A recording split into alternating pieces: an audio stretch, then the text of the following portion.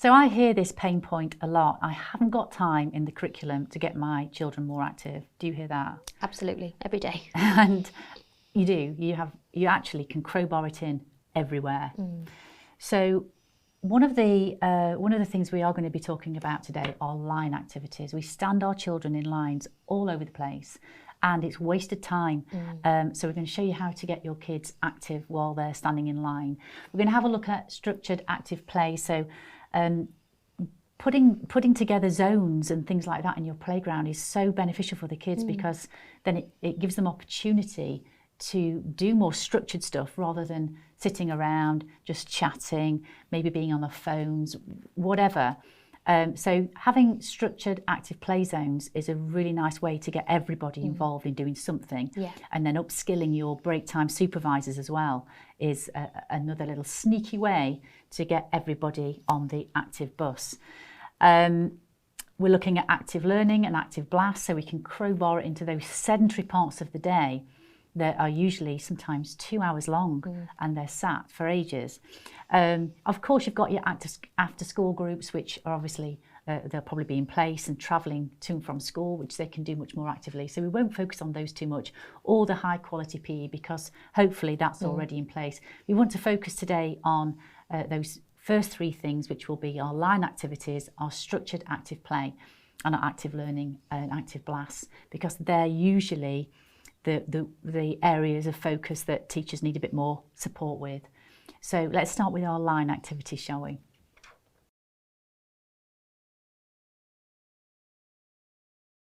So here's the lovely Jack and Morgan demonstrating the idea. Kids are all in a line, marching out to the beat.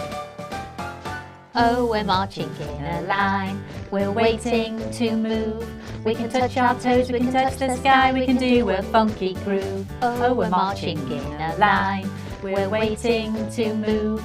We can touch our toes, we can touch the sky, we can do a funky groove. Oh, marching in a circle, little break. Oh, we're marching in a line, we're waiting to move. We can touch our toes, we can touch the sky, we can do a funky groove. Oh, we're marching in a line, we're waiting to move. We can touch our toes, we can touch the sky, we can do a funky groove. Yay! Little march on the spot there. And a salute. Woo! And children will love it, don't they? Yeah. Sorry about our dulcet tones. However, I'm sure that you've got the right idea with that, and that gave you a good idea of what we're trying to achieve. The kids love it, don't they? Yeah. And once they've been taught the rhyme or the little song with the actions, they're away, and it's something you can just pull out anytime when they're stood in a line, and they love it. You can even do it outside. Once they know it, they don't need the music, do they? They can just do it themselves. Yeah. In the yard or in the playground. Yeah. So just a little activity for a line. We've got plenty more on iMoves that you can find, and they go right the way through the ages, right from your early years, your 4 to 5 years, right up to your 10 to 11 years. So lots and lots to choose from and your standing in line activities with iMoves. So let's move on to structured active play. Now, sometimes this is kind of just left for the kids and their own devices, but we work with teachers, really dedicated PE leads all over the country, the UK, and they're doing some amazing practices within schools. And one of the things that I'd like to share with you today are wheelie clubs. Now, one of our PE leads who we work with on a very close basis, he introduced wheelie clubs into his school, and they just took off so well. And that's just encouraging the kids to come with anything with wheels on. Bikes, scooters, roller skates, you name it, they came to school, and they put little ramps up in their playground and put some banging tunes on, and the kids just went wild for 15 minutes before school, didn't they? And then it kind of started to creep into lunch times and then after schools as well, and until a lot of children were joining in wheelie clubs, that it's not competitive, it's just loads of fun. They were using the ramps, they were helping each other. And they were coming to schools on the bikes, so the active travel was getting better. So wheelie clubs, so easy to facilitate and don't cost anything. There are some areas that I know of where the local council has charity arm, if you like, where they will lend out bikes or scooters or whatever to schools, and maybe for a term, maybe even for a whole year. So you don't pay anything to rent them, but you can really get this club up and running for nothing. And it's just a super way to get all the kids involved, even the ones that don't have access to their own bikes or whatever. Yeah, absolutely. There's some, I would like to talk about zones as well in the playground, but we'll look at that in a moment. But there's lots of different ways that we can get the kids to work in a creative space. And that sometimes is just having equipment around that they can build things with. It doesn't have to be sporty, it can just be anything that's creative. So let's have a look at how we create zones in a playground. So another school that we work with has zoned their playground, very dull concrete playground, into an amazing area for kids to play in. And they have a running track round the edge. They have a sports zone, so a ball sports zone. They have a themed games. So that can be anything from tag rugby or whatever they're playing. They have a dance zone, which is slightly raised, and it's got a little boogie box on there. And, you know, just props and things like that, which is really nice. And then you have a circuit zone, which is, they might have some weights and some bands and some exercise bands and things like that, some skipping ropes, circuit cards with coaching points on how to do the particular body weight exercises and things like that. So you can definitely bring in lots and lots of ideas to get kids involved in play, in different activities that they really enjoy. So it's not just about a few boys playing football and a few girls with a skipping rope. I know it's very cliched, but that's generally what you see. You push these ideas out and you zone your activities into these different zones, and it does make a different space, doesn't it, for everybody to be included. And I think it's about including everybody, as you've just said, not only the children that would normally join in with things, but the children that would normally be sitting down, maybe a little bit left to one side. It's about encouraging them and finding something that they will engage with, and that's really important to get everybody involved. Yeah, absolutely. So that's your zoning, and I think just one more point, and just making sure that the break time supervisors are upskilled as well. And we've got some really nice resources for break time supervisors that will help them just to feel much more confident around just facilitating activity. Not, you know, you don't have to be Joe Wicks or anything like that. You can just have, you know, your regular break time supervisor, or if it's a teacher, just supporting each zone and making sure that it's safe. It's fun, and you know, it's regulated, I suppose. But yeah, that's the way to do it.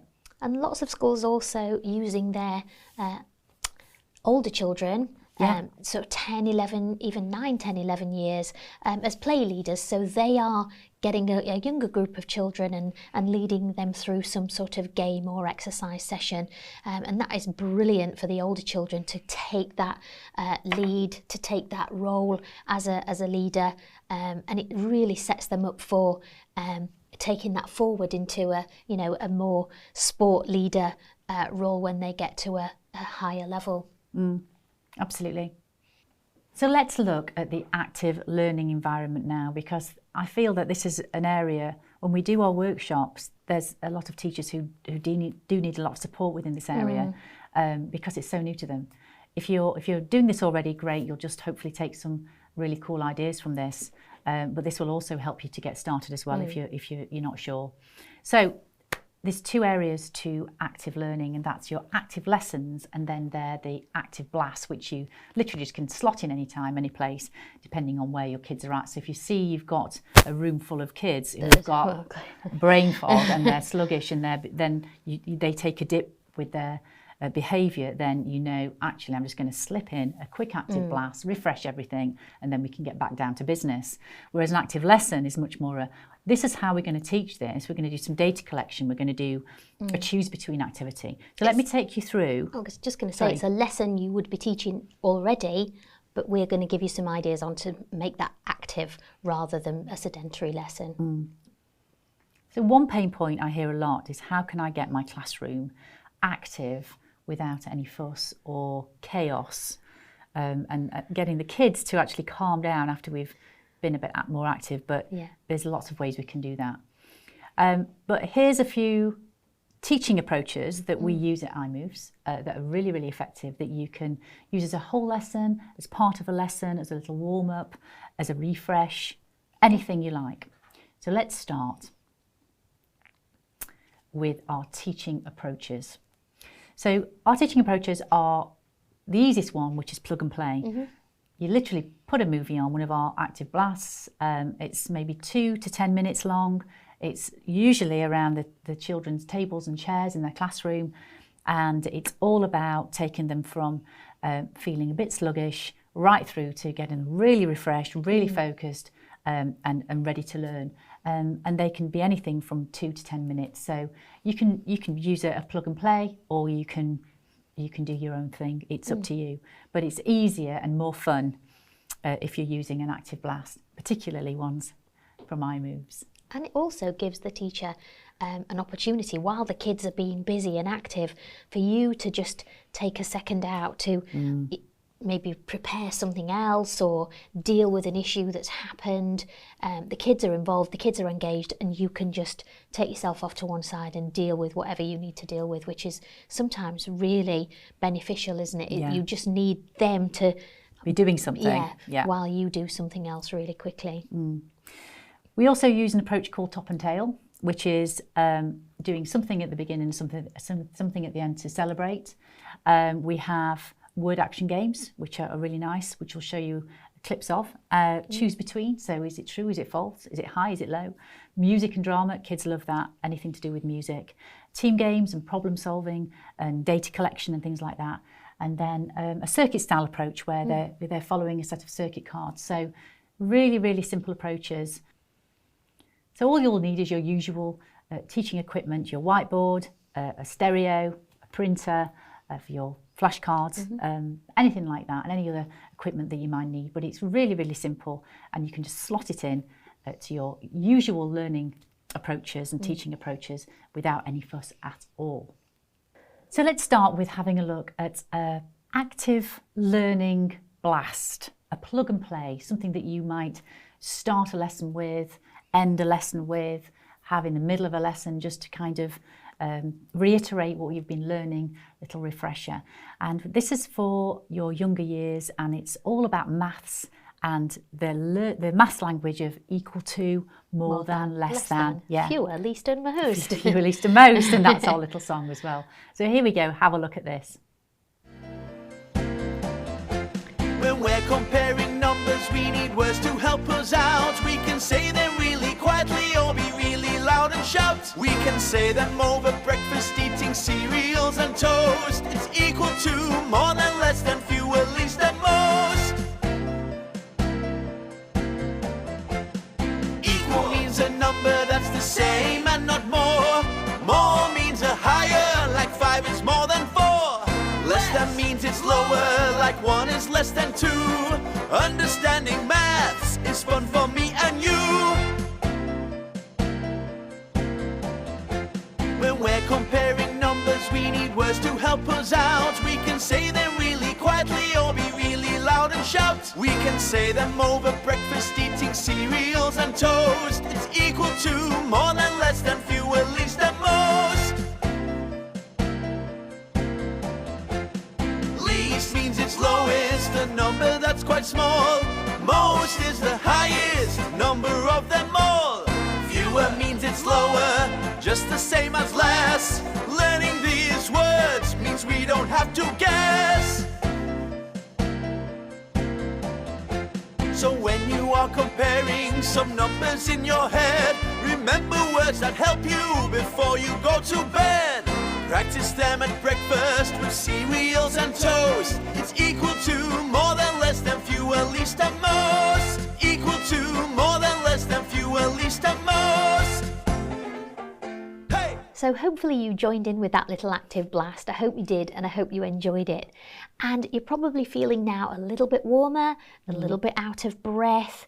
You're probably feeling a little bit more perky, a little bit more focused, and ready to carry on with the rest of this workshop.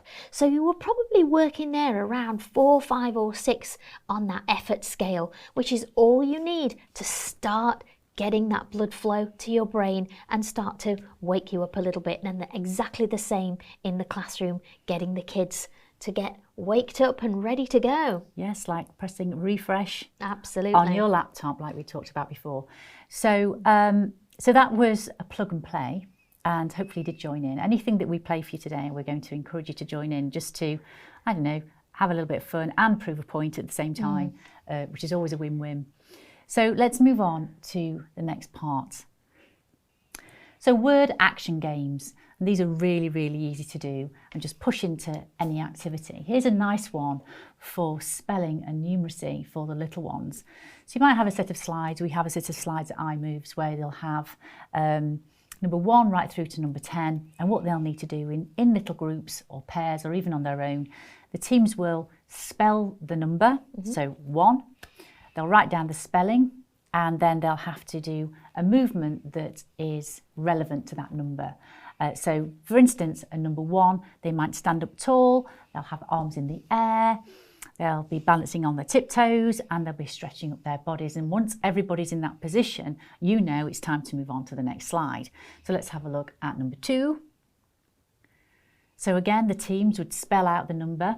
You might have just 3 dashes or a line where they would spell that just to indicate how many letters it has. It always makes that easy for them. And then their movement might be, with a partner, use 2 body parts to join up. So an elbow, a knee, a hand or a foot, or their forehead, which is always funny. So 2 body parts to join up.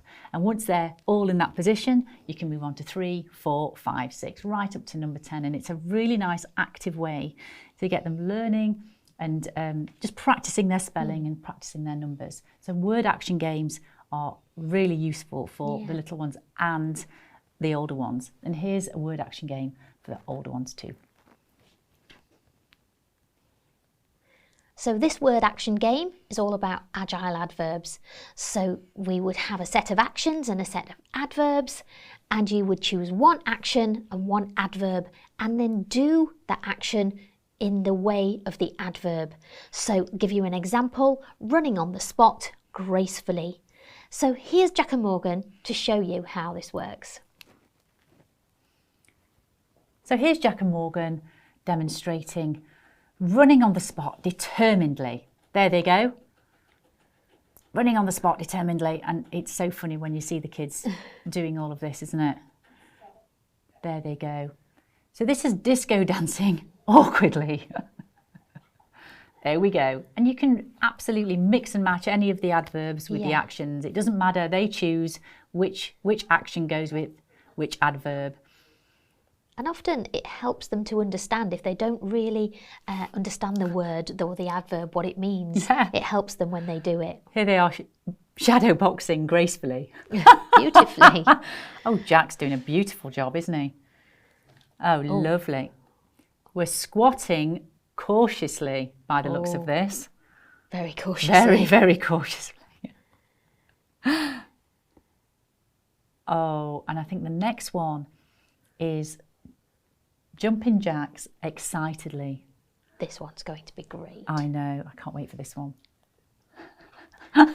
Oh, wow.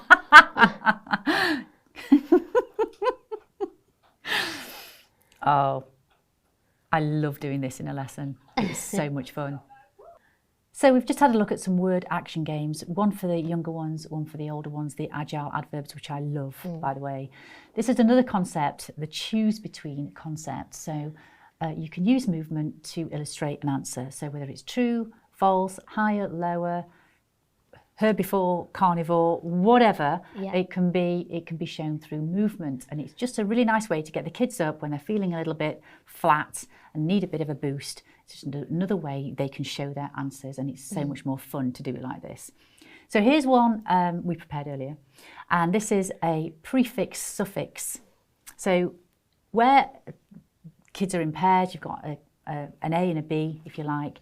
A is facing the board and they're going to be reading random words off the board, which you'll have prepared, obviously, and then you'll have B with their back to the board and thinking about which word whether it's being read out and whether they should be jumping backwards for a suffix or forward for a prefix. So this is the kind of list you might show on your board, should I say, which is they might be reading them randomly.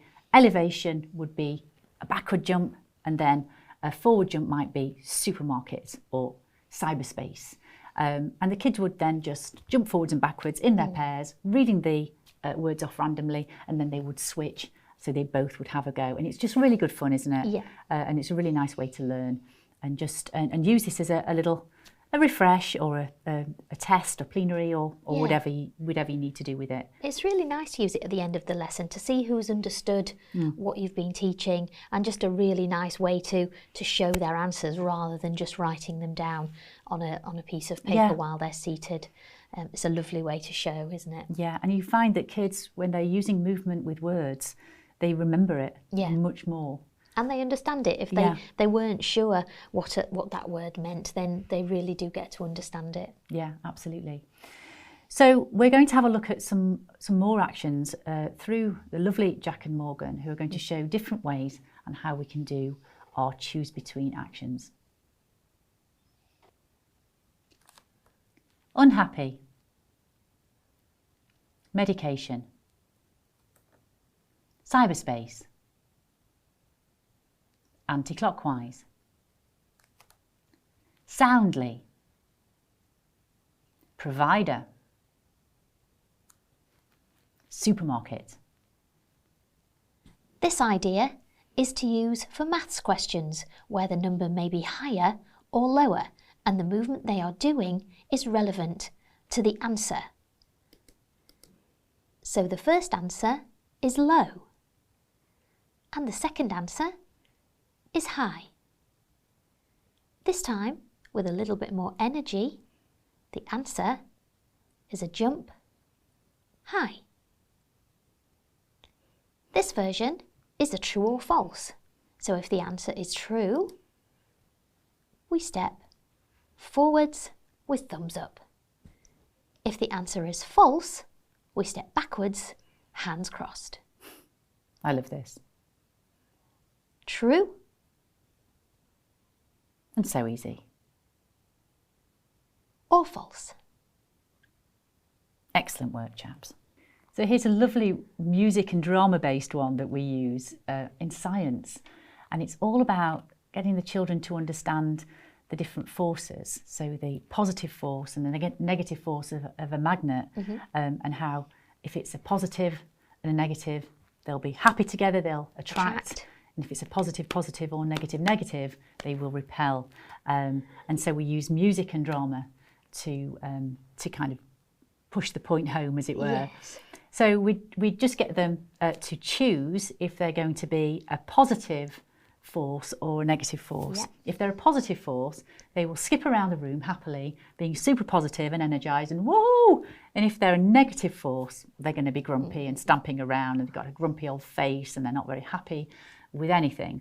And so you'll be able to see clearly who's chosen positive and who's chosen the negative force. Now, they'll do that to the music. The music mix will come on, and they've got about 30 seconds, something like that, to stomp around or be super happy. And when the music kind of stops, a little bit like musical chairs, it'll start to fizz and crackle, and we'll show you in a moment.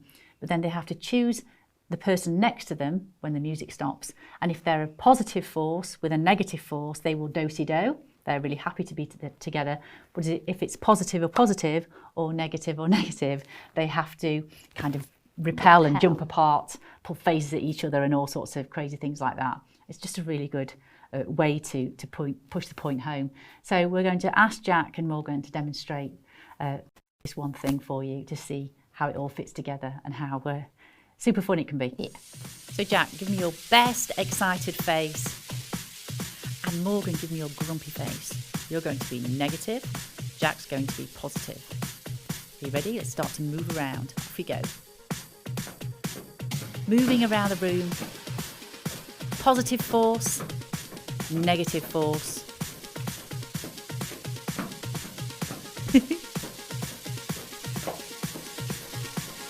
Okay, find a partner. Positive and negative, you can do-si-do. Off you go. They're happy together. Lovely. Off you go again. This time, both be a positive force. Brilliant. Really go for it, guys.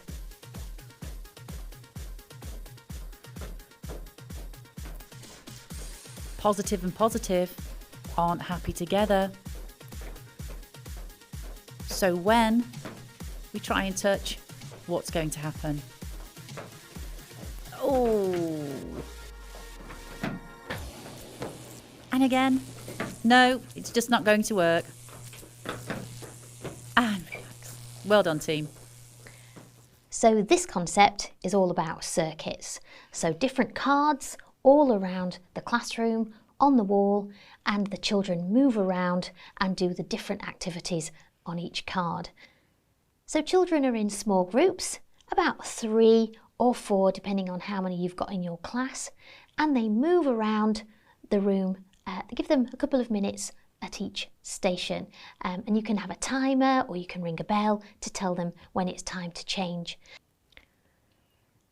So this circuit is about punctuating sentences and putting the apostrophe in the correct place, and this is about plural possession. So the plural is the apostrophe after or before the S. So let's have a look at this one. The postman's bags are full of letters. The children would look at that, fill out the worksheet with the correct form of that sentence, and then they would do the action on the card, which is squatting down, pretending to look through a letterbox. So it's all really nice and relevant to the sentence on the card. And there's 10 sets of these, so lots of different exercises to do, and all really carefully thought out. So it's not all about just doing squats or jumping jacks. It is really a good workout, a good full body workout as they're going around the circuit. So, you know, lots of good strength work going on.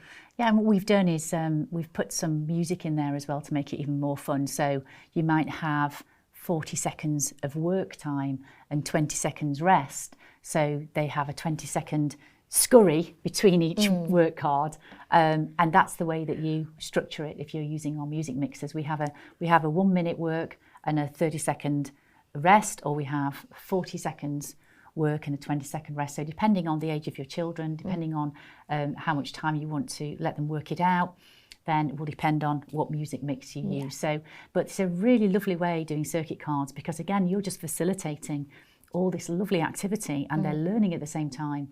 And it's just a really nice way to do that. I love circuit cards. I think they're brilliant.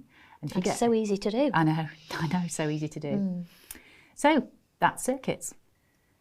So hopefully you're in no doubt that you want to get on with this. And I think that real change begins at the end of a teacher's comfort zone, doesn't it? Because if you want to change the way that your kids learn and how active your classroom is, then you've just got to try these things, haven't you? So then you'll see just how easy it is to just crowbar activity into your classroom setting, whether it's a choose between activity or a plug and play or a word action game.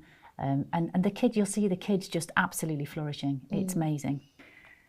So my last pain point is all about having time to prepare active resources and active classroom resources. Now, we've given you loads of ideas today, and hopefully you'll be able to go away and think, yeah, you know what, I can do this. I've been inspired and I can take away lots and lots. However, if you want more of all this wonderful stuff, you can have a look at iMoves.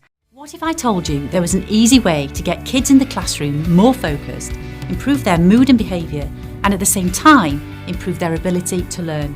And did you know that a child can achieve a whole extra year of learning gains during their time at primary school if they are regularly active during the day?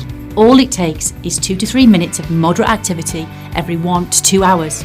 Physical activity in the classroom has been proven to increase endorphins and reduce toxins in the brain that ultimately improves children's well-being and education.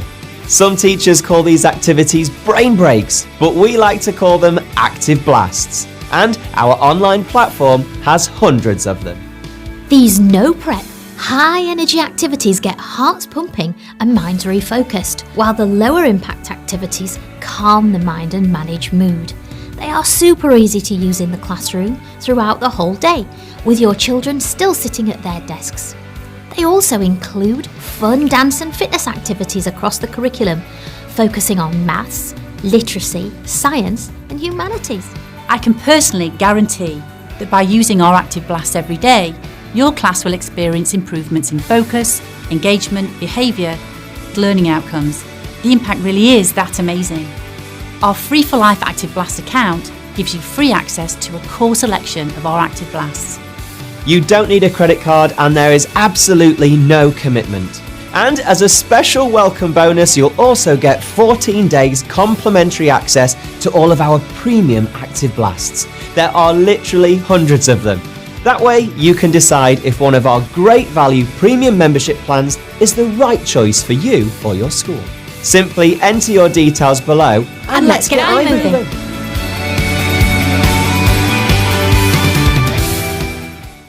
So during this workshop, we've been through some lovely ideas to get your children much more active, whether it be in the classroom, behind their tables and chairs, or in the playground with their structured play zones, or just in lines. So we've hopefully inspired you to go out there and get your children moving much more throughout the school day. So I think it's time for us to sign off. So thank you ever so much for sitting with us and taking in all our information and ideas. Take care now. Take care. Happy teaching. Bye. Bye.